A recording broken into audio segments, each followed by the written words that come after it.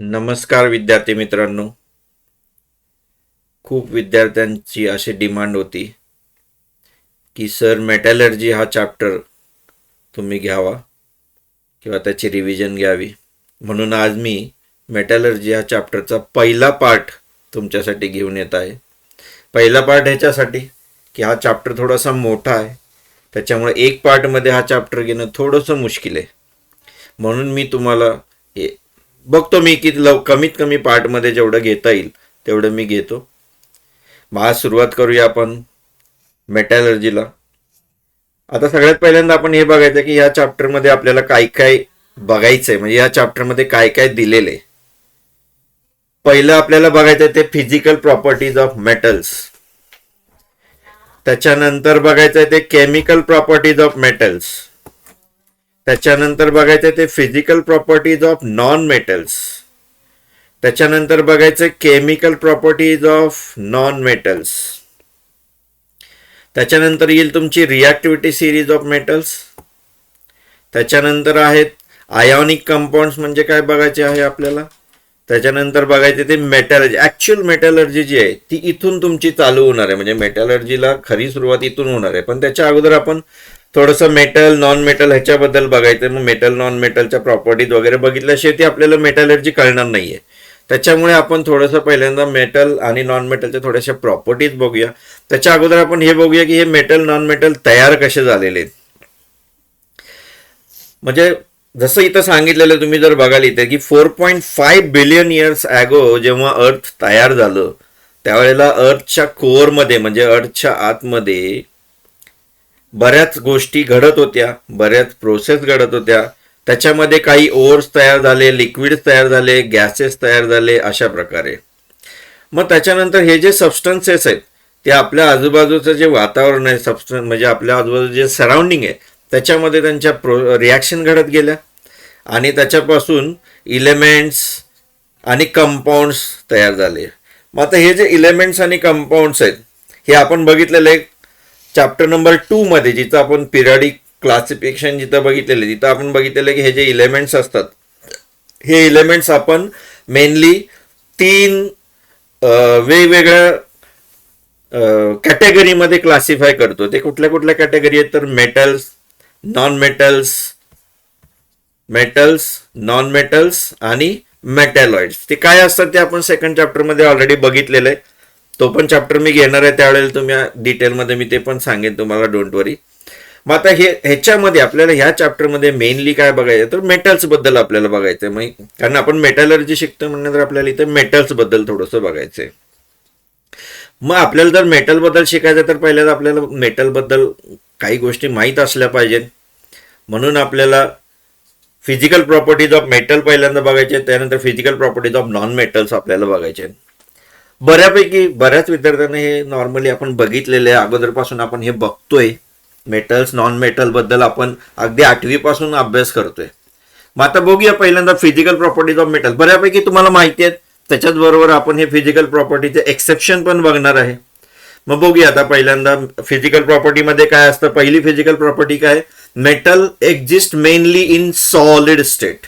म्हणजे मेटल जे असतात नॉर्मली सॉलिड स्टेटमध्ये भेटतात, परंतु काही असे मेटल्स आहेत जे सॉलिड स्टेटमध्ये नाही आहेत तर रूम टेम्परेचरला ते लिक्विड स्टेटमध्ये असतात. म्हणजे त्यातलं पहिलं एक्झाम्पल त्यांनी दिलेले ते मर्क्युरी, हे लिक्विड स्टेटमध्ये भेटतं आपल्याला. तर हे त्याचं एक्सेप्शन झालं सॉलिड स्टेटचं. दुसरी जी मेटलची प्रॉपर्टी आहे ती म्हणजे मेटल हॅज लस्टर. मेटलला लस्टर असतं. लस्टर म्हणजे शायनिंग असते, ते शाईन करतं. आता तुम्ही म्हणाल की सर लोखंड कुठं शाईन करतं, परंतु तुम्ही जर नीट बघा, लोखंडाला तुम्ही जर कट केलं तर तो कट केलेला जो पार्ट आहे तो लोखंडाचा कट केलेला पार्ट शाईन करतो 100%. कारण प्रत्येक मेटलला लस्टर असतं. लोखंड जर लस्टर आहे तर लोखंड जर मेटल आहे तर ऑफकोर्स त्याला पण लस्टर आहे 100%. मग त्याच्यानंतर त्याच्या पुढे असं सांगितलेलं की जर हे मेटल मग जसं आता आपण लोखंडाचं एक्झाम्पल बघितलं की लोखंडामध्ये जे लस्टर दिसून येत नाही. का दिसून येत नाही, कारण हे मेटल जेव्हा किंवा हे लोखंड जेव्हा हवेतल्या ऑक्सिजन आणि मॉइश्चर ह्याच्याबरोबर जेव्हा ते रिॲक्ट करतं तेव्हा त्याच्यामधला जो लस्टर आहे तो काय होतो, कमी होतो. त्याच्यामुळे आपल्याला लोखंडावरती वरच्या साईडला त्याच्या सरफेसवरती लस्टर दिसून येत नाही. त्याच्यानंतर नेक्स्ट मेटलची जी प्रॉपर्टी आहे ती metal has ductility and metal has malleability. हे काय शब्द तुमच्यासाठी नवीन नाही आहे, ते शब्द तुम्ही ऐकलेले आहेत. डक्टिलिटी आणि मॅलिएबिलिटी म्हणजे काय, तर मेटल पासून आपण वायर्स तयार करू शकतो, तारा तयार करू शकतो, किंवा मेटल्स पासून शीट्स तयार करू शकतो, मेटलच्या शीट्स तयार करू शकतो. का, कारण ऑफकोर्स मेटल सॉलिड स्टेटमध्ये असतं बऱ्यापैकी, त्याच्यामुळे आणि हार्ड असतं, त्याच्यामुळे मेटल पासून आपण तारा आणि शीट्स तयार करू शकतो, पत्रे तयार करू शकतो. त्याच्यानंतरची प्रॉपर्टी आहे ती metal is good conductor or metals are good conductors of heat and electricity. ही नेक्स्ट त्याची प्रॉपर्टी आहे. हे तर आपल्याला माहीतच आहे की मेटलमधून आपल्याला काय होतं, हीट कंडक्ट होते आणि इलेक्ट्रिसिटी पण कंडक्ट होते. जर आपण एक लोखंडाचा रॉड घेतला आणि तो जर लोखंडाचा रॉड एका साईडनी किंवा एका टोकाला जर तापवला तर दुसऱ्या टोकाला त्याचं काय होतं, तर आपल्याला गरम लागायला सुरू होतं. म्हणजे त्या लोखंडाच्या रॉडमधून ती जी हीट आहे ती ट्रान्सफर होत राहते, ती जी हीट आहे ती कंडक्ट होत राहते आणि आपल्या हातापर्यंत पोहोचते. ह्याच्यावरून आपल्याला समजतं की metal is the good conductor of heat. Next property आहे मेटल्स आर हार्ड. ऑफकोर्स हे तर आपल्याला माहीतच आहे, म्हणूनच आपण त्याच्यापासून तारा आणि पत्रे तयार करू शकतो किंवा शीट्स तयार करू शकतो. त्याच्यानंतर हे जे मेटल्स आर हार्ड आहे ह्याचे हे एक्सेप्शन इथं तुम्हाला दिलेले आहेत. लिथियम, सोडियम आणि पोटॅशियम हे जे 3 मेटल्स आहेत, हे 3 मेटल तुमचे खूप सॉफ्ट असतात. They can be cut with knife असं तिथं पण लिहिलेलं आहे.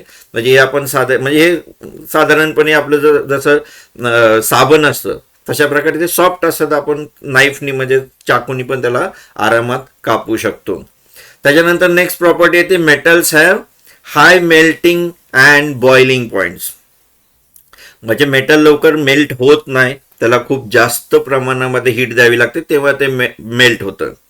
मग जसं की टंगस्टन मेटलचं जर तुम्ही बघाल तर मेल्टिंग पॉईंट आहे 3422 डिग्री सेल्सिअस, 3422 डिग्री सेल्सिअस ह्या टेम्परेचरला टंगस्टन मेटल जे आहे ते मेल्ट होतं. आणि ऑफकोर्स हे काय तुमच्यासाठी नवीन नाही आहे, कारण टंगस्टन मेटलबद्दल आपण बघितलेलं आहे कुठल्या चॅप्टरमध्ये, जिथं आपण हिटिंग इफेक्ट किंवा मॅग्नेटिक इफेक्ट जिथं बघितलेलं आहे करंटचा, तिथं आपण हे बघितलेलं आहे की जे आपण बल्ब जो असतो, इलेक्ट्रिक बल्ब जो असतो तो बनवण्यासाठी किंवा त्याची फिलामेंट, त्याची कॉईल बनवण्यासाठी टंगस्टन मेटलचा वापर करतो, कारण त्याचं मेल्टिंग पॉईंट खूप हाय असतो. त्याच्यानंतर on the contrary melting and boiling points of the metal like sodium and potassium. मग आता जे सॉफ्ट मेटल आहे जसं आपण मगाशी बघितलं की लिथियम, सोडियम, पोटॅशियम, ऑफकोर्स ते सॉफ्ट मेटल असल्यामुळे त्यांचा जो मेल्टिंग किंवा बॉइलिंग पॉईंट आहे तो काय असणार आहे, व्हेरी लो असणार आहे, कारण ते सॉफ्ट मेटल आहे. त्याच्यानंतरची नेक्स्ट प्रॉपर्टी आहे ती metals can produce noise or I can say metals can produce sound. मग आता ही जी प्रॉपर्टी आहे त्या प्रॉपर्टीला काय म्हणतो आपण, सोनोरिटी.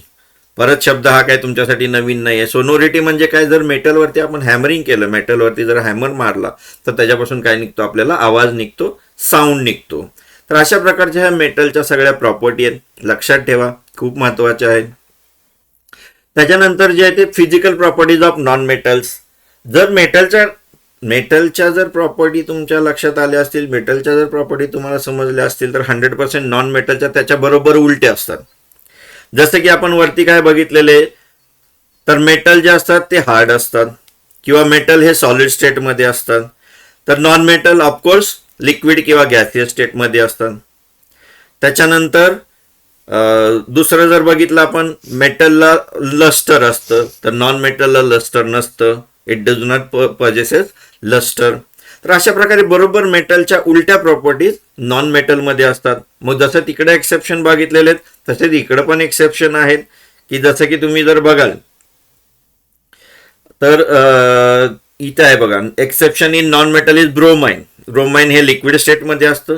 त्याच्यानंतर आयोडीन हे एकच असं नॉन मेटल आहे जे काय असतं, शायनी असतं. म्हणजेच आयोडीन हे नॉन मेटल असं आहे ज्याला लस्टर असतं. हे एक्सेप्शन झालं तुमचं.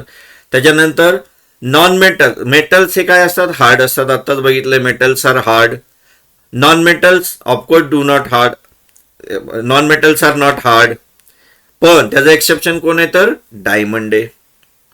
Diamond is the hardest allotrope of carbon. Hardest आहे ते, म्हणजे even hardest natural substance on अर्थ.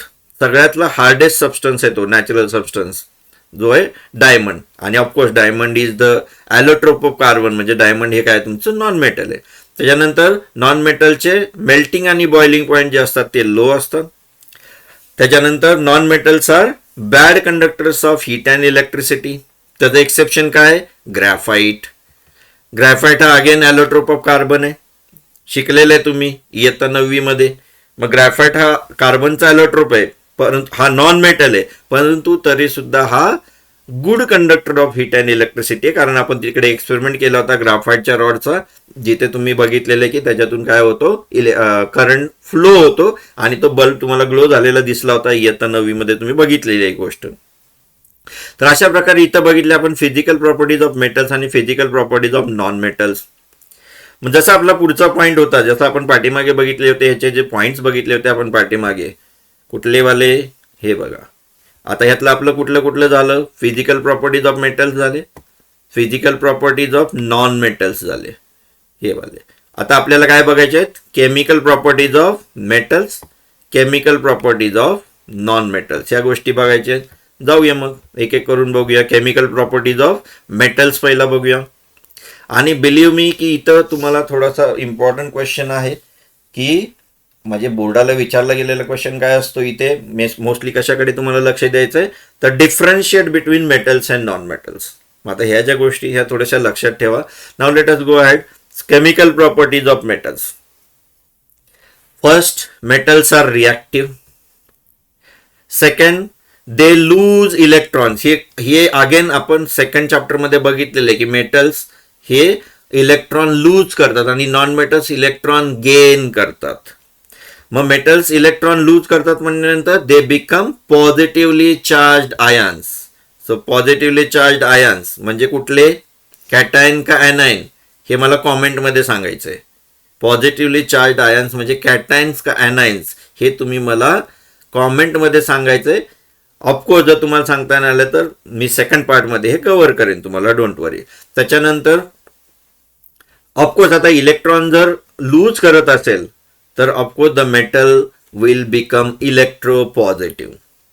इलेक्ट्रॉन लूज केल्यामुळे दे बिकम्स इलेक्ट्रोपॉझिटिव्ह. तर ह्या केमिकल प्रॉपर्टीज आहेत मेटलच्या. आता थोडंसं इथं एक एक्सपेरिमेंट दिलेलं आहे, थोडंसं आपण त्याच्याबद्दल बघूया. काय काय करायचं आहे तुम्हाला? स्पॅटुला किंवा टॉंग घ्यायचं आहे, म्हणजे चिमटा घ्यायचा आहे. त्याच्यानंतर चाकू घ्यायचा आहे, नाईफ घ्यायचा आहे, बर्नर. त्याच्यानंतर सगळ्यात महत्त्वाचं आपण केमिस्ट्री शिकतोय किंवा म्हणजे इथं जर केमिकल्स महत्त्वाचे असतात तर इथे तुम्हाला ॲल्युमिनियम मेटल घ्यायचं आहे, कॉपर, आयर्न, त्याच्यानंतर लीड, मॅग्नेशियम, झिंक आणि सोडियम असे मेटलचे तुम्हाला तुकडे घ्यायचे. इथं क्लिअरली लिहिलेले आहे, you sodium carefully in the presence of teacher. And it is very important, कारण सोडियम मेटल जे आहे ते थोडंसं हायली रिॲक्टिव्ह आहे, त्याच्यामुळे थोडंसं केअरफुली त्याला हँडल करावं लागतं. आता इथं करायचं काय तुम्हाला की हे जे काय मेटलचे सॅम्पल आहेत ते सगळे स्पॅट्युलामध्ये किंवा चिमट्यानी पकडून तुम्हाला काय करायचे आहेत? बर्नरवरती. जसं इथे या पिक्चरमध्ये दाखवलेलं आहे, इथं तुम्हाला जसं फिगरमध्ये दाखवलेलं आहे तसं तुम्हाला काय करायचं आहे तर ते मेटल तुम्हाला बर्नरवरती पकडून त्याला बर्न करायचं, म्हणजे थोडक्यात त्याचं कंबशन करायचं आहे. मग इथं काय काय क्वेश्चन विचारलेले आहेत? Which metal catches fire rapidly. Second question आहे, how does the surface of metal appear on catching fire. What is the colour of flame while the metal is burning on the flame. मग आता ह्या प्रत्येक मेटलचे ह्या 3 क्वेश्चनचे answer मला तुम्ही द्यायचे. अगेन सेम मगाचा क्वेश्चन आणि हा क्वेश्चन. मग हे क्वेश्चनचे आन्सर तुम्ही मला कॉमेंटमध्ये द्यायचे. ऑफकोर्स मी नेक्स्ट व्हिडिओ म्हणजे सेकंड पार्ट टाकायच्या अगोदर हे आन्सर द्या.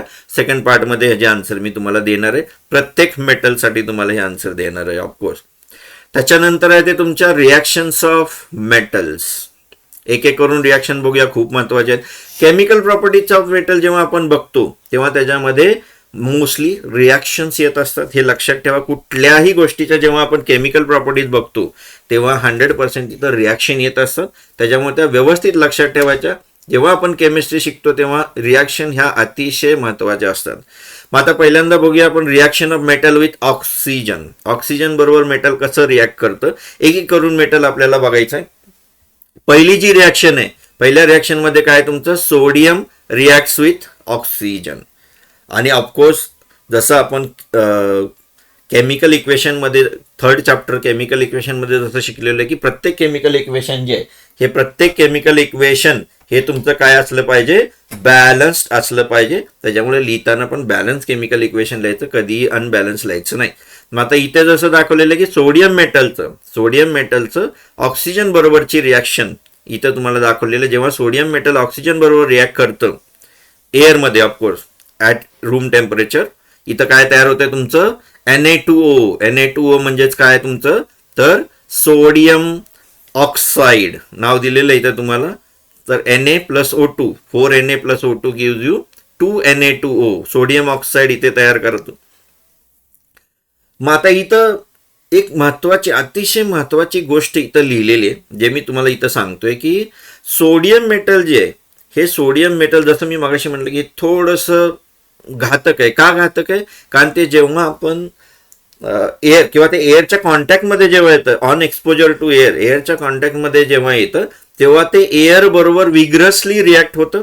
म्हणजे एअरमधलं जे वॉटर आहे मॉइश्चर जे आहे त्याच्याबरोबर विग्रसली रिॲक्ट होतं आणि it can catches the fire. That's why it is very hazardous. म्हणून ते थोडंसं डेंजरस आहे. म्हणून त्याला काय केलं जातं, it is kept in kerosene. हे खूप महत्वाचं, हे लक्षात ठेवा.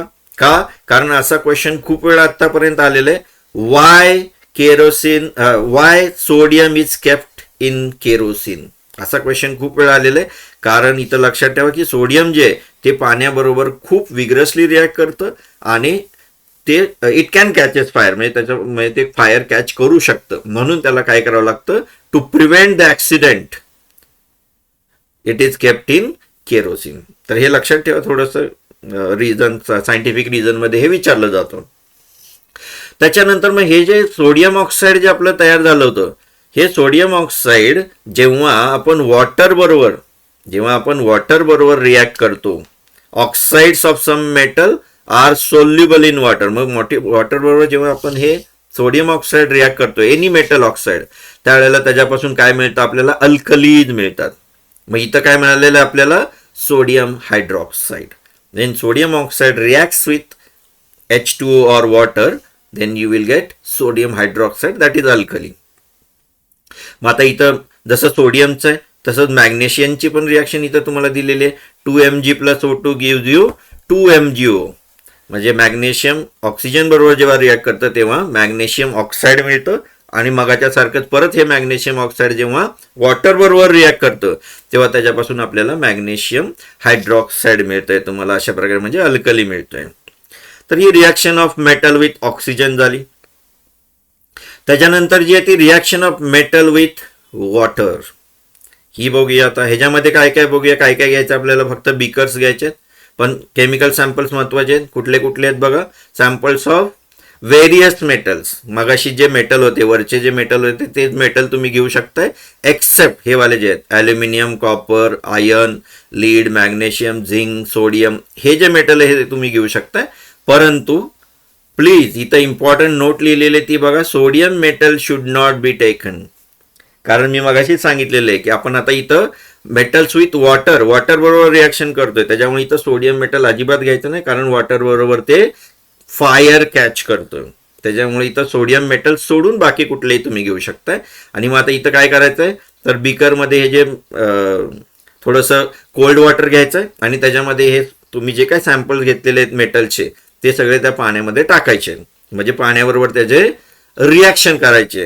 मग आता इथं काही क्वेश्चन आहेत again, which metal reacts with water, which metal floats on water, why, prepare a table with reference to above procedure and note your observation. ह्याचे आन्सर तुम्हाला द्यायची गरज नाही, हे आन्सर खाली दिलेले आहेत ऑलरेडी. त्याच्यामुळे बघा आता खाली काय काय लिहिलेलं आहे एक एक करून बघूया आपल्याला. कसे मेटल्स वॉटर बरोबर आता आपण कुठलं बघतो हे लक्षात ठेवा. Cold water, please cold water बरोबरचे बघतोय आपण. सोडियम आणि पोटॅशियम ह्याची रिॲक्शन तुम्हाला इथं दिलेली आहे. सोडियम विथ वॉटर, मगाच्या सारखं सेम. काय तयार होते आपलं? Sodium hydroxide. बट मग ह्याच्यामध्ये तयार काय होतंय तुमचं? H2 गॅस इव्हॉल्व होतोय. काय काय होतंय बघा आता. जेव्हा सोडियम वॉटर बरोबर, कोल्ड वॉटर बरोबर जेव्हा रिॲक्ट करतं तेव्हा अल्कली म्हणजे सोडियम हायड्रॉक्साईड तयार होतं आणि हायड्रोजन गॅस इव्हॉल्व होतो. प्लस त्याच्यामध्ये काय होते? हीट तयार होते. म्हणजे ही कुठल्या प्रकारची रिॲक्शन आहे? प्लीज कॉमेंटमध्ये सांगा कुठल्या प्रकारची रिॲक्शन आहे. Yes, this is your exothermic reaction. Yes, correct. मग आता त्याच्यानंतर जे आहे ते दुसरं. नॉर्मली तुम्ही जेव्हा रिॲक्शन बघताना, कधी पण रिॲक्शन बघताना लक्षात ठेवा, सोडियम आणि पोटॅशियम हे जवळजवळ एकसारखेच रिॲक्ट करतात. सोडियम आणि पोटॅशियम जवळजवळ एकसारख्याच रिॲक्शन असतात सगळ्या दोघांच्याही. हे नॉर्मल आहे, म्हणजे एक कॉमन सेन्स, एक कॉमन गोष्ट आहे. म्हणजे ही आता इथं जर बघाल तर तुम्ही पोटॅशियमची H2O बरोबरची रिॲक्शन, वॉटर बरोबरची रिॲक्शन काय तयार होते? Potassium hydroxide same like NaOH, KOH तयार होते. Again same hydrogen gas evolve होतोय आणि हीट बाहेर पडते. म्हणजे ऑफकोर्स ही पण एक्सोथर्मिक रिॲक्शन आहे. त्याच्यानंतर आता ही झाली तुमची कोल्ड वॉटर बरोबरची रिॲक्शन. ही झाली तुमची कोल्ड वॉटर बरोबरची रिॲक्शन. मग आता कॅल्शियमचं बघूया आपण थोडंसं. Calcium reacts with water slowly. आता इथं काय म्हणलंय बघा, सोडियम हा तुमचा वॉटर बरोबर विग्रसली रिॲक्ट होतो. विग्रसली म्हणजे जलद, फास्ट, खूप काय म्हणायचं त्याला, कारण हा फायर कॅच करतोय ना, त्याच्यामुळे हा खूप विग्रसली, अतिजलद पद्धतीने तो रिॲक्ट होतोय. परंतु कॅल्शियम जो आहे तो काय होतो? स्लोली रिॲक्ट होतो, लेस विग्रसली रिॲक्ट होतो. बाकी सगळं सेम आहे. म्हणजे ह्याच्यामध्ये हायड्रोजन गॅस तयार होतोय, कॅल्शियम हायड्रॉक्साईड तयार होतंय, पण हीट तयार होत नाहीये. का? कारण ही विग्रसली रिॲक्ट होत नाही. इथं विग्रसली रिॲक्ट होते, त्याच्यामुळे भरपूर प्रमाणामध्ये हीट तयार होते आणि ह्या हीटमुळे इथं काय फायर कॅच होते. आता इथं कुठल्याही प्रमाणामध्ये हीट नाही तयार होते. जास्त प्रमाणामध्ये होते, थोडीफार होते, परंतु पूर्ण हीट नाही तयार होत जास्त, तेवढी सोडियममध्ये होते. तर तसं इथं कॅल्शियम आणि वॉटर बरोबरचं रिॲक्शन झाल्यानंतर कॅल्शियम हायड्रॉक्साईड तयार होते आणि हायड्रोजन गॅस इव्हॉल्व होतोय. Of course this is slow reaction. त्याच्यानंतरचं नेक्स्ट मेटल त्यांनी घेतलेलं आहे ते ॲल्युमिनियम, आयर्न आणि झिंक. ॲल्युमिनियम, आयर्न आणि झिंक क्लिअरली लिहिलेलं आहे, do not react with cold or hot water. दोन्हीमध्ये पण हे रिॲक्ट होत नाही. तर कशाबरोबर रिॲक्ट होते? तर स्टीम बरोबर रिॲक्शन होते. ॲल्युमिनियम, आयर्न आणि झिंक ह्याची स्टीम बरोबर, वॉटरच्या स्टीम बरोबर रिॲक्शन होते. अगेन सगळ्या ह्याच्यामध्ये बघाल, मेटलची जेव्हा वॉटर बरोबर, म्हणजे इन जनरल जर तुम्ही बघाल तर मेटलची, कुठल्याही मेटलची वॉटर बरोबर जेव्हा रिॲक्शन होते तेव्हा त्याच्यामध्ये हायड्रॉक्साईड तयार होतं. इथंपर्यंत इकडे ऑक्साईड तयार होत आहेत, इथंपर्यंत हायड्रॉक्साईड तयार होत आहेत, पण प्रत्येकामध्ये तुमचं हायड्रोजन गॅस इव्हॉल्व होतोय, हायड्रोजन गॅस बाहेर पडतोय. मग आता इथं बघूया थोडंसं ॲल्युमिनियम, आयर्न आणि झिंक ह्याच्या रिॲक्शनसाठी इथं एक तुम्हाला एक्सपेरिमेंट दिलेलं आहे. एक्सपेरिमेंट काय करायचं आहे? तुम्हाला एक टेस्ट ट्यूब घ्यायचे, त्या टेस्ट ट्यूबमध्ये एक glass wool soaked in water, म्हणजे पाण्यामध्ये बुडवून ग्लासचा वूल त्या टेस्ट ट्यूबच्या बॉटमवरती ठेवायचं आहे. त्याच्यानंतर ती टेस्ट ट्यूब स्टँडवरती उभी करायची, त्याच्यावरती कॉर्क लावून त्याला बंद करायचं. त्या कॉर्कमधून एक बेंडेड पाईप टाकायचे. त्याच्यानंतर त्याच्या अगोदर, ही बंद करण्याच्या अगोदर तुम्हाला काय करायचं? एक मेटलचं सॅम्पल त्या टेस्ट ट्यूबच्या मध्यभागी ठेवायचं आहे, म्हणजे ह्या ग्लास वूलला टच करून नाही ठेवायचं, थोडंसं अंतरावरती ठेवायचं. मग आता काय करायचंय तुम्हाला? बर्नरनी ह्या ग्लास वूलला तुम्हाला हीट द्यायला सुरुवात करायची आहे. मग कशासाठी हीट द्यायची? जेव्हा तुम्ही इथं हीट द्यायला सुरुवात कराल तेव्हा ह्याच्यातून स्टीम निघेल, आणि ही स्टीम म्हणजे ह्याच्यासाठी आपण बघतोय, हे जे 3 मेटल आहे तुमचे, ह्या 3 मेटलसाठी म्हणजे ॲल्युमिनियम, आयर्न किंवा झिंक, ह्या तिन्हीपैकी कुठलंही सॅम्पल इथं ठेवायचं आहे. मग ज्यावेळेला ह्याच्यातून स्टीम बाहेर पडेल तेव्हा ही स्टीम ह्या मेटलवरती रिॲक्ट करेल, म्हणजे ह्या रिॲक्शन इथं घडतील, आणि ह्या मेटलवरती रिॲक्शन झाल्यानंतर इथं तुम्हाला काय दिसून येईल? त्याचं ऑक्साईड मिळेल, प्लस त्याच्यातून काय बाहेर पडताना दिसेल? H2 बाहेर पडताना दिसेल, हायड्रोजन गॅस. मग आता हा कसा बघायचा, की हायड्रोजन गॅस काय आपल्याला डोळ्यांनी दिसत नाहीये, त्याच्यामुळे आपल्याला हा जर हायड्रोजन गॅस बघायचा असेल तर मग ही जे तुमचं पाईप जे तुम्ही त्या टेस्ट ट्यूबमध्ये टाकलेली आहे, ह्या पाईपला काय करायचं तुम्ही, त्याचं जे दुसरं एंड आहे ते दुसरं एंड वॉटरमध्ये टाकायचं. तेव्हा ह्या वॉटरमधून तुम्हाला बुडबुडे येताना दिसतील, बबल्स येताना दिसतील, आणि तो जो हायड्रोजन गॅस आहे तो ह्या टेस्ट ट्यूबमध्ये तुम्हाला असा गोळा होताना म्हणजे साठताना दिसेल. तर अशा प्रकारे हे तुम्ही हायड्रोजन गॅस इथं ह्या रिॲक्शनमध्ये बघू शकताय. सो इथं काय बघितलं आपण महत्वाचं, की जेव्हा मेटल्स वॉटर बरोबर रिॲक्ट करतात तेव्हा त्याच्यामधून हायड्रोजन गॅस, सगळ्यामधून बघा हायड्रोजन गॅस काय होतो, बाहेर पडतो.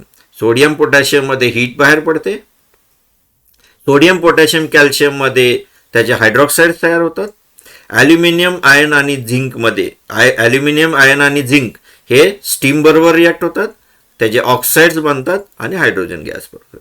तर अशा प्रकारे हे लक्षात ठेवा. त्याच्यानंतर थोडंसं पुढे जाऊया.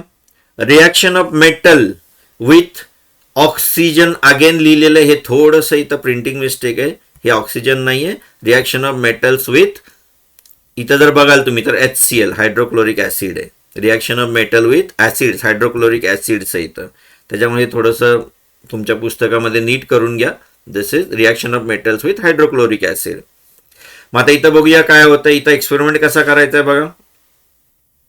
स्टँड, त्याच्यावरती एक तुम्हाला टेस्ट ट्यूब लावायचे. टेस्ट ट्यूबमध्ये काय करायचं आहे तुम्हाला, झिंक ग्रॅन्युअल्स म्हणजे झिंकचे तुकडे थोडेसे टाकायचे आणि त्याच्यामध्ये परत वरतून हायड्रोक्लोरिक ऍसिड होत आहे, म्हणजे हायड्रोक्लोरिक ऍसिड त्याच्यामध्ये भरायचं आहे. अगेन मगाच्या सारखं त्याचं त्या टेस्ट ट्यूबचं तोंड बंद करायचं आहे आणि त्याच्यावरून ती डिलिव्हरी ट्यूब जी टाकायची, ती जी पाईप आहे ती काढायची आणि परत मगाच्या सारखं सोप सोल्युशनमध्ये त्याला टाकायचं आहे. मग सोप सोल्युशनमध्ये टाकल्यानंतर ते ठीक आहे, काय होते ते नंतर बघूया आपण, आता फक्त हे कन्स्ट्रक्शन बघा. मग आता काय घडते बघूया, जेव्हा आपण रिॲक्शन बघेल त्यावेळेला तुम्हाला लक्षात येईल की इथं काय घडते. मग आता इथं रिॲक्शन बघूया पहिल्यांदा. आता इथं बघा, ही झिंकचं आपण बघितलं, झिंक प्लस हायड्रोक्लोरिक ऍसिड. झिंकवरती जेव्हा हायड्रोक्लोरिक ऍसिडची रिॲक्शन होते तेव्हा तिथं काय तयार होतंय, zinc chloride ZnCl2, zinc chloride तयार होतोय आणि हायड्रोजन गॅस त्याच्यातून बाहेर पडतोय. अगेन इथं हायड्रोजन गॅसला टेस्टिंग करण्यासाठी काय केले, त्याला सोप सोल्युशन मध्ये टाकलेले. सोप सोल्युशन मधून तुम्हाला बबल बाहेर येताना दिसतील. त्याच्यासमोर जर तुम्ही कॅन्डल पकडली तर ऑफकोर्स हा हायड्रोजन गॅस आहे, त्याच्यामुळे hydrogen gas burning with cracking noise तुम्हाला येताना दिसेल, त्याच्यातून नॉईज ऐकायला मिळेल तुम्हाला. त्याच्यावरून तुम्हाला लक्षात येईल की बबल्स येत आहेत आणि क्रॅकिंग नॉईज येतोय, ह्याच्यावरून तुम्हाला कळेल. मगाच्या ह्याच्यामध्ये पण तुम्ही तशी टेस्ट करू शकता, परंतु आता इथे तुम्हाला फक्त इथं हायड्रोजन गॅस तुम्हाला घ्यायचा आहे, इथे तुम्हाला टेस्ट करायचं आहे, एवढाच फरक आहे. मग इथं तुम्हाला क्रॅकिंग साऊंड दिसेल. आता इथं हे तर ठीक आहे, पण इथं महत्वाची गोष्ट काय आहे बघा. महत्वाची गोष्ट अशी आहे की इथं 4 मेटल्स तुम्हाला दिलेले आहेत, magnesium, aluminium, zinc and iron, असे 4 मेटल तुम्हाला इथं दिलेले आहेत. ह्या 4 मेटल पैकी तुम्ही जर बघाल, magnesium greater than aluminium, greater than zinc, greater than Fe असं लिहिलेलं आहे. ह्याचा अर्थ काय, तर मॅग्नेशियम जे आहे ते ॲल्युमिनियम पेक्षा जास्त रिॲक्टिव्ह आहे, असा त्याचा अर्थ आहे. ॲल्युमिनियम झिंक पेक्षा जास्त रिॲक्टिव्ह आहे. त्याच्यानंतर Fe आयरन जे आहे ते झिंक पेक्षा कमी रिॲक्टिव्ह आहे. तर असं हे त्याचा अर्थ आहे, लक्षात ठेवा. म्हणजे ऍसिड बरोबर, सल्फ्युरिक ऍसिड बरोबर, इव्हन तुम्ही हायड्रोक्लोरिक ऍसिड पण वापरू शकता, इथं लिहिलेले बघा. पण ऑफकोर्स लक्षात ठेवा हे डायल्यूट वापरायचे आहेत, कॉन्सन्ट्रेटेड वापरायचे नाहीत. मग जेव्हा ह्याच्याबरोबर म्हणजे हे रिॲक्टिव्हिटी जी आहे, ही रिॲक्टिव्हिटी मेटलची ऍसिड बरोबरची रिॲक्टिव्हिटी इथं दिलेली आहे. मॅग्नेशियम सगळ्यात जास्त रिॲक्ट होतो, ॲल्युमिनियम त्याच्यापेक्षा थोडा कमी, त्याच्यानंतर Zn, त्याच्यानंतर Fe म्हणजेच आयरन होतोय. त्याच्या रिॲक्शन इथं दिलेले आहेत. ह्याच्यामध्ये रिॲक्शन फार महत्वाचे आहेत, रिॲक्शन लक्षात ठेवायचे आहेत सगळ्याच्या सगळ्या, कारण रिॲक्शन परीक्षेला येतात. त्याच्यानंतरची जी केमिकल प्रॉपर्टी आहे ती नायट्रिक ऍसिड बरोबर, म्हणजे metal with nitric acid, concentrated as well as dilute, दोन्ही बरोबर आपल्याला बघायचे. मग आता इथं मेटल त्यांनी कुठला घेतलेला आहे, कॉपर घेतलेला आहे. कॉपरची कॉन्सन्ट्रेटेड HNO3 नायट्रिक ऍसिड बरोबर जेव्हा रिॲक्शन होते तेव्हा तिथं काय तयार होत आहे, कॉपर नायट्रेट तयार होत आहे. कॉपर नायट्रेट आणि नायट्रोजन डायऑक्साईड तयार होते plus water. Again when copper reacts with dilute HNO3, dilute nitric acid, you will get copper nitrate again. Plus आता इथं थोडंसं बदलतं, इथं नायट्रोजन डायऑक्साईड तयार होतोय, इथं नायट्रोजन मोनॉक्साईड किंवा नायट्रोजन ऑक्साईड तयार होतोय. वॉटर तर दोन्हीमध्ये पण आहे आणि कॉपर नायट्रेट दोन्हीमध्ये पण आहे, फक्त फरक येतोय तो इथे येतोय. आणि ऑफकोर्स बॅलन्स रिॲक्शन आहे, नीट बघा. Cu प्लस 4HNO3, तर इथं 3Cu प्लस 8HNO3 कॉन्सन्ट्रेटेड आणि डायल्यूट असल्यामुळे. आणि वॉटरचे मॉलिक्यूल पण नीट बघा, 2H2 आहे आणि 4H2 आहे. तर अशा प्रकारे ह्या नायट्रिक ॲसिड बरोबरच्या रिॲक्शन आहे. इथं थोडंसं आणखी एक गोष्ट महत्त्वाची दिलेली आहे, ती म्हणजे ॲक्वारेजिया. ह्याच्याबद्दल पण कधी कधी शॉर्ट नोट येते, त्याच्यामुळे हे जरा बघूया ॲक्वारेजिया काय असतं. Aqua regia is a highly corrosive and fuming liquid. It is one of the few reagents which can dissolve the noble metals like gold and platinum. Gold आणि प्लॅटिनम जे आहेत हे व्हेरी लेस रिॲक्टिव्ह मेटल्स आहेत, very लेस reactive. मग ह्यांची reaction करण्यासाठी आपल्याला even ॲसिडमध्ये even concentrated hydrochloric, फक्त कॉन्सन्ट्रेटेड हायड्रोक्लोरिक ॲसिड घेतलं तरी त्याची रिॲक्शन होत नाही. गोल्ड त्याच्यामध्ये डिझॉल्व्ह होत नाही, रिॲक्ट होत नाही. मग त्याच्यासाठी त्याला डिझॉल्व्ह करण्यासाठी म्हणून काय करावं लागतं, तर ॲक्वारेजिया बनवावा लागतो. तर ॲक्वारेजिया कसा बनवायचा, freshly prepared by mixing concentrated hydrochloric acid and concentrated nitric acid in the ratio of 3:1. Ratio लक्षात ठेवा. म्हणजे हायड्रोक्लोरिक ॲसिड हे 3 पार्टमध्ये घ्यायचं आणि नायट्रिक ॲसिड हे 1 पार्टमध्ये घ्यायचं आणि मिक्स केल्यानंतर त्याच्यापासून ॲक्वारेजिया बनतो, ज्याच्यामध्ये गोल्ड मेटल डिझॉल्व्ह करू शकतो. नॉर्मली हे ॲक्वारेजिया कुठं वापरलं जातं, तर ऑफकोर्स सोनाराकडे, ज्वेलर्सकडे वापरलं जातं, ज्वेलरी बनवण्यासाठी किंवा गोल्ड मेटलला थोडंसं डिझॉल्व्ह करण्यासाठी किंवा गोल्ड मेटलवरती प्रोसेस करण्यासाठी. तर अशा प्रकारे हे तुमचं ॲक्वारेजिया आहे. त्याच्यानंतर जे आहे ते reaction of metals with salts of other metals. Salts of other metals. मग आता इथं काय काय बघूया थोडंसं. इथं ही जी रिॲक्शन आहे ही थोडीशी तुम्हाला लक्षात घ्यायला पाहिजे, कारण ही जी रिॲक्शन आहे ही रिॲक्शन आपण पाठीमागे पण बघितलेली आहे. बघा तुम्ही पाठीमागे जाऊन थोडंसं कुठे आहे ते मला सांगा. मग आता इथं बघूया काय, reaction of metals with salts of other metals. म्हणजे एका मेटलची दुसऱ्या मेटलच्या सॉल्ट बरोबरची रिॲक्शन. मग आता इथं कशी रिॲक्शन केली आहे बघा जरा थोडंसं. म्हणजे इथं एक्सपेरिमेंट बघा काय करायचं आपल्याला. 2 टेस्ट ट्यूब घ्यायचे. एका टेस्ट ट्यूबमध्ये काय भरायचं आहे, CuSO4चं सोल्युशन. दुसऱ्या टेस्ट ट्यूबमध्ये काय भरायचं आहे, FeSO4चं सोल्युशन. मग ज्या टेस्ट ट्यूबमध्ये CuSO4चं सोल्युशन आहे त्या टेस्ट ट्यूबमध्ये तुम्हाला काय करायचं आहे, आयनचा नेल. आयन नेल तुम्हाला दोरी बांधून सोडून द्यायचं त्या लिक्विडमध्ये, त्या सोल्युशनमध्ये. आणि ज्या टेस्ट ट्यूबमध्ये आपण FeSO4 म्हणजे आयन सल्फेट, कॉपर सल्फेट आणि आयन सल्फेट, आयन सल्फेटचं सोल्युशन ज्या टेस्ट ट्यूबमध्ये आपण घेतलेले त्या टेस्ट ट्यूबमध्ये आपल्याला काय करायचं आहे, एक दोरी बांधून कॉपरची तार थोडीशी सोडून द्यायची. मग आता काय होतं, मग आता हे जे तुमचं हे जे बनवलेलं तुमचं जे आहे हे तुम्ही थोड्या वेळ ठेवून द्यायचं आहे. असं थोड्या वेळाकरता थोडं ठेवून द्यायचं, एक 2-4 तास, दिवसभर जेवढं तुम्हाला ठेवता येईल तेवढं ठेवा. मग त्याच्यानंतर काय करायचं आहे, तर हे दोन्ही पण, हा खिळा आणि ही कॉपरची तार बाहेर काढायचे. आणि ज्या वेळेला तुम्ही बघाल जसं इथं दाखवलेलं आहे, तर तुम्हाला आयन नेल जो आहे ह्या आयन नेलवरती कॉपरचं लेयर आलेलं तुम्हाला दिसून येईल, पण कॉपरच्या तारेवरती आयनचं लेयर आलेलं तुम्हाला दिसून येणार नाहीये 100%. तर अशा प्रकारची ही तुमची रिॲक्शन आहे. इथं नीट लक्षात ठेवा ही काय रिॲक्शन घडते, कशी घडते ती. ऑफकोर्स ही तुम्हाला चॅप्टर नंबर 3 मध्ये झालेली रिॲक्शन आहे. चॅप्टर नंबर 3 मध्ये डिस्प्लेसमेंट रिॲक्शन आहे इथे. त्याच्यामुळे नीट बघा इथं काय घडतं, तिकडे जाऊन बघा पाहिजे. तर ही डिस्प्लेसमेंट रिॲक्शन आहे, बरोबर म्हणून सांगतोय का नाही ते चेक करा. ह्याच्यामध्ये डिस्प्लेस होतोय म्हणजे ह्याच्यामध्ये काय होतोय, हा जो आयन आहे तो कॉपर सल्फेटच्या सोल्युशन मधून कॉपरला डिस्प्लेस करतोय, कॉपर सल्फेटच्या सोल्युशन मधून. मग आता ही रिॲक्शन ऑलरेडी झालेली आहे तुम्हाला, म्हणून त्यांनी इथं पण दिलेली नाहीये की ती ऑलरेडी पाठीमागे झालेली. मग आता आपल्याला कसं समजणार की कुठलं मेटल कुठल्या मेटलला डिस्प्लेस करू शकतंय, तर त्यासाठी त्यांनी रिॲक्टिव्हिटी सिरीज ऑफ मेटल्स बनवलेली आहे. रिॲक्टिव्हिटी सिरीज ऑफ मेटल्स बनवलेली आहे. मग आता ह्याच्यामध्ये काय तुमचं तर नॉर्मली लक्षात ठेवा, जे स्ट्रॉंग मेटल असतं म्हणजे जे हायली रिॲक्टिव्ह मेटल असतं ते लेस रिॲक्टिव्ह मेटलला त्याच्या सोल्युशनमधून डिस्प्लेस करतं, बाहेर काढतं. स्ट्रॉंग मेटल जे असतं ते वीक मेटलला, वीक म्हणता येणार नाही मला, लेस रिॲक्टिव्ह मेटलला, हायली रिॲक्टिव्ह आणि लेस रिॲक्टिव्ह मेटल अशा प्रकारचे शब्द आपल्याला जेव्हा आपण सायन्सचे उत्तरं लिहितो किंवा सायन्स जेव्हा शिकतो तेव्हा लक्षात ठेवा की सायन्सची जी लँग्वेज आहे ती इंग्लिश आहे, परंतु इंग्लिश सारखी नाही आहे. म्हणजे हे काय इंग्लिश पोएट्री नाही किंवा पोएम नाही आहे किंवा हे तुम्हाला इकडे निबंध लिहायचा नाही, एसे नाही लिहायचं आहे.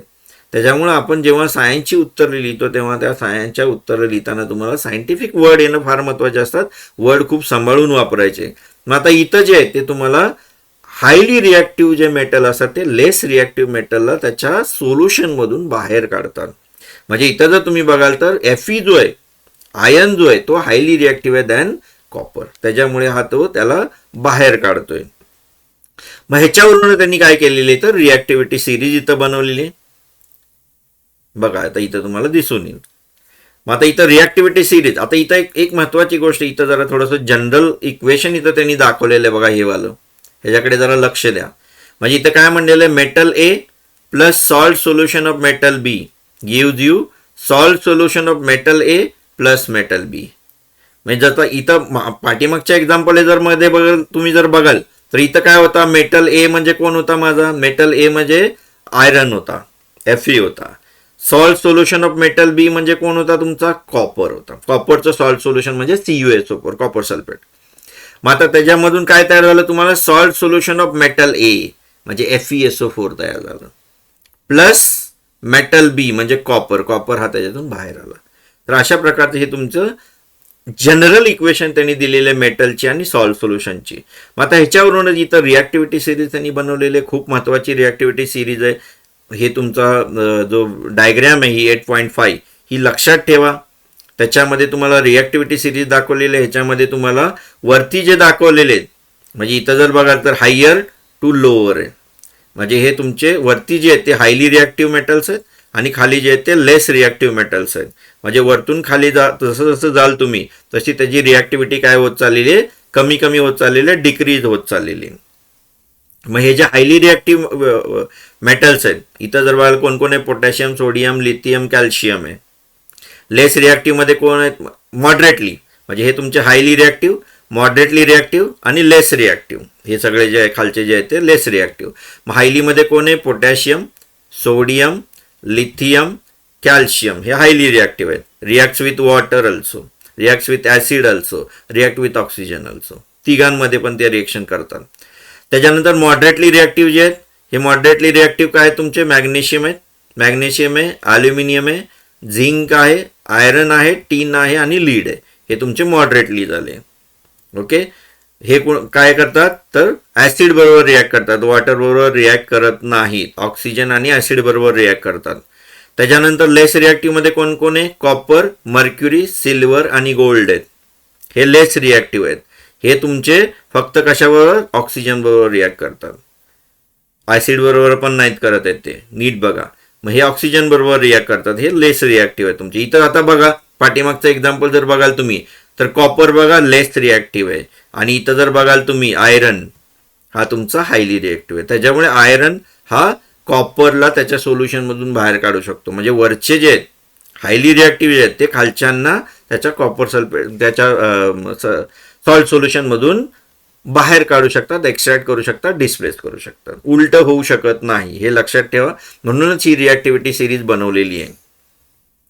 तर अशा प्रकारे इथे 3 दिलेले तुम्हाला, हायली रिॲक्टिव्ह, मॉडरेटली रिॲक्टिव्ह, लेस रिॲक्टिव्ह. तर हे लक्षात ठेवा. रिॲक्टिव्हिटी सिरीज विचारली जाते, हे सगळी नावं सिक्वेन्समध्ये लक्षात ठेवायचे, पूर्ण सिक्वेन्समध्ये लक्षात ठेवायचे. त्याच्यानंतर आहे ते reaction of metals with non metals, metal आणि नॉन मेटलच्या रिॲक्शन.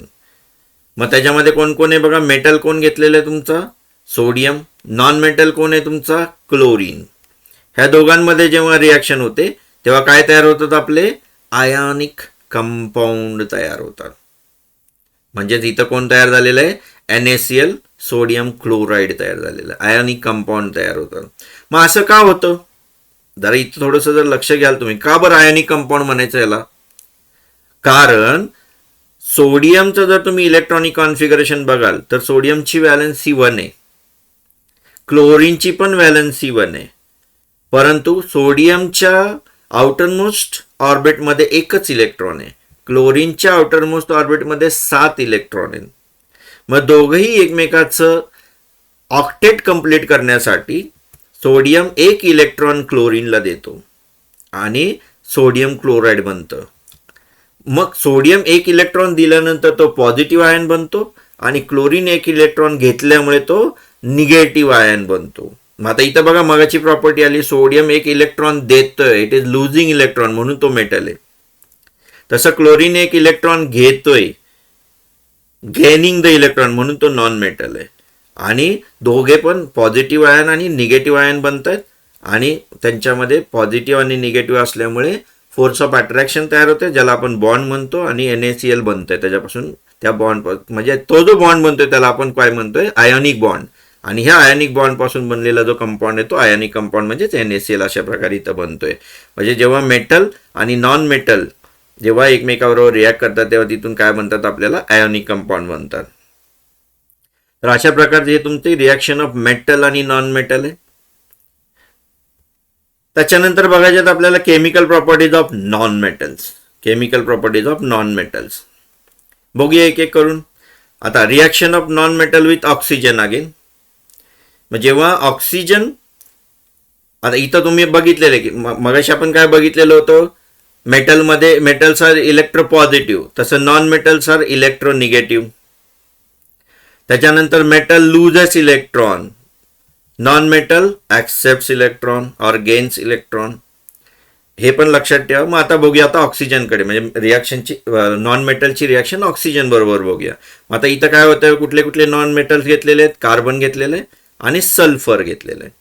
मग जेव्हा कार्बन ऑक्सिजन बरोबर रिॲक्ट करतो तेव्हा काय तयार होते, तुमचं कार्बन डायऑक्साईड तयार होत आहे. तसंच कार्बन जेव्हा ऑक्सिजन बरोबर रिॲक्ट होतो तेव्हा त्याच्यापासून हे काय तयार होते, तुमचं CO म्हणजेच कार्बन मोनॉक्साईड तयार होतं. मग बघा आता कार्बन आणि ऑक्सिजनचीच रिॲक्शन आहे दोन्ही पण, परंतु प्रॉडक्ट वेगळे वेगळे. एकदा कार्बन डायऑक्साईड तयार होते तर एकदा कार्बन मोनॉक्साईड तयार होते. मग असं कधी होतं, आणि कार्बन डायऑक्साईड हे ॲसिडिक आहे आणि कार्बन मोनॉक्साईड हे न्यूट्रल आहे. मग असं कधी तयार होतं, जेव्हा कार्बनचं कम्प्लीट कंबशन होतं, म्हणजे ऑक्सिजनचा सप्लाय जर तिथं भरपूर प्रमाणामध्ये असेल तर कम्प्लीट कंबशन होणार आणि कार्बन डायऑक्साईड तयार होणार. पण जर ऑक्सिजनचं प्रमाण कमी असेल, कमी ऑक्सिजनचा सप्लाय तिथं कार्बनला दिला तर पार्शियल कंबशन होते आणि त्याच्यापासून कार्बन मोनॉक्साईड तयार होते. तसंच सल्फरचं जेव्हा ऑक्सिजन बरोबर रिॲक्शन होते म्हणजेच कंबशन होते तेव्हा तिथं तुम्हाला काय मिळतं, तर सल्फर डायऑक्साईड जो तुमचा अगेन ॲसिडिक आहे. तर अशा प्रकारची ही नॉन मेटलची ऑक्सिजन बरोबरची रिॲक्शन आहे. त्याच्यानंतर नॉन मेटलची वॉटर बरोबरची रिॲक्शन अगेन. मग आता इथं कसं आहे बघा, कुठला नॉन मेटल घेतलेलं आहे, क्लोरीन. क्लोरीन हा कोण आहे, तुमचा हॅलोजन आहे. ग्रुप नंबर कुठला आहे तुमचा बघा, ग्रुप नंबर हॅलोजन कुठे येतात, ग्रुप नंबर 17 मध्ये येतात. आता हे तुमचे हॅलोजन्स आहेत. त्याच्यामध्ये कोण कोण येतं तुमचं, फ्लोरीन, क्लोरीन, ब्रोमीन आणि आयोडीन. मग त्यातला क्लोरीन इथं घेतलेलं आहे. क्लोरीनची जेव्हा वॉटर बरोबर रिॲक्शन होते, क्लोरीनची वॉटर बरोबर रिॲक्शन होते तेव्हा तिथं काय तयार होतं, तुमचं HOCl प्लस HCl. तर अशा प्रकारची हे तुमची क्लोरीनची म्हणजेच नॉन मेटलची वॉटर बरोबरची रिॲक्शन आहे, HOCl plus HCl hydrochloric acid. मग आता त्याच्यानंतर next reaction of dilute acid with non metal. Reaction of dilute acid with non metal. Oxygen बरोबर बघितली, वॉटर बरोबर बघितली, आता ॲसिड बरोबरची. Again same, chlorine reacts with HBr. उलटं होणार नाही, लक्षात ठेवा. Chlorine reacts with HBr. HBr कोण आहे तुमचा, हायड्रोब्रोमिक ॲसिड. नाव लिहिलेलं इथं बघा, हायड्रोब्रोमिक ॲसिड. क्लोरीनची जेव्हा हायड्रोब्रोमिक ॲसिड बरोबर रिॲक्शन होणार तेव्हा त्याच्यापासून काय तयार होतंय, हायड्रोक्लोरिक ॲसिड, आणि त्याच्यातून ब्रोमीन बाहेर पडतोय. लक्षात ठेवा. ऑफकोर्स अगेन सेम, क्लोरीन हा ब्रोमीनपेक्षा हायली रिॲक्टिव्ह आहे, जास्त रिॲक्टिव्ह आहे, त्याच्यामुळे ब्रोमीनला तो बाहेर काढू शकतोय. डिस्प्लेसमेंट रिॲक्शन आहे अगेन, उलटं होणार नाही आहे. ब्रोमीन हा क्लोरीनला त्याला बाहेर काढू शकणार नाही, डिस्प्लेस करू शकणार नाही आहे. त्याच्यामुळे इथं नीट लक्षात ठेवा. इवन आयोडीन, म्हणजे इथं जर तुम्ही बघाल तर क्लोरीन, ब्रोमीन आणि आयोडीन ह्या तिघांमध्ये जर तुम्ही बघाल, chlorine is highly reactive, bromine is less reactive than chlorine, iodine is less reactive than bromine. म्हणजे सगळ्यात जास्त रिॲक्टिव्ह आहे तो क्लोरीन आहे, त्याच्यानंतर ब्रोमीन आहे आणि मग आयोडीन आहे. त्याच्यामुळे ब्रोमीनला क्लोरीन डिस्प्लेस करू शकतो, आयोडीनला ब्रोमीन डिस्प्लेस करू शकतो, पण उलटं होऊ शकत नाही, हे लक्षात ठेवा. त्याच्यानंतर आहे ते reaction of non metal with hydrogen. Reaction of non metal with hydrogen. Non metal इथं कुठला घेतलेलं आहे, सल्फर आणि नायट्रोजन घेतलेले आहेत. मग सल्फरचं जेव्हा हायड्रोजन बरोबर रिॲक्शन होते तेव्हा इथं काय तयार होतं, तुमचा H2S गॅस तयार होतं, हायड्रोजन सल्फाईड. त्याच्यानंतर नायट्रोजनची जेव्हा हायड्रोजन बरोबर रिॲक्शन होते तेव्हा तिथं काय तयार होतंय, NH3 म्हणजेच अमोनिया तयार होतोय, गॅस अगेन. तर अशा प्रकारची हे तुमचं नॉन मेटलची हायड्रोजन बरोबरची रिॲक्शन. इथं त्यांनी लिहिलेलं आहे बघा, HBr वगैरे वगैरे वगैरे, जरा वाचा नंतर. Now let us go for the ionic compound. Next point, ionic compound. पण तो आपण नेक्स्ट पार्टमध्ये घेणार आहे इथून पुढचं. आज आपण इथंच थांबूया, कारण ऑलरेडी खूप मोठा व्हिडिओ झालेला आहे. त्याच्यामुळे नेक्स्ट पार्ट, जो सेकंड पार्ट येणार आहे त्याच्यामध्ये ह्याच्या पुढचं मी घेणार आहे. चॅनलला सबस्क्राईब करून ठेवा, नोटिफिकेशन ऑन ठेवा आणि व्हिडिओला लाईक करायला विसरू नका, कारण व्हिडिओ बनवण्यासाठी मी खूप मेहनत घेतोय. त्याच्यामुळे व्हिडिओला लाईक करा, सबस्क्राईब करा चॅनलला. Thank you for watching guys.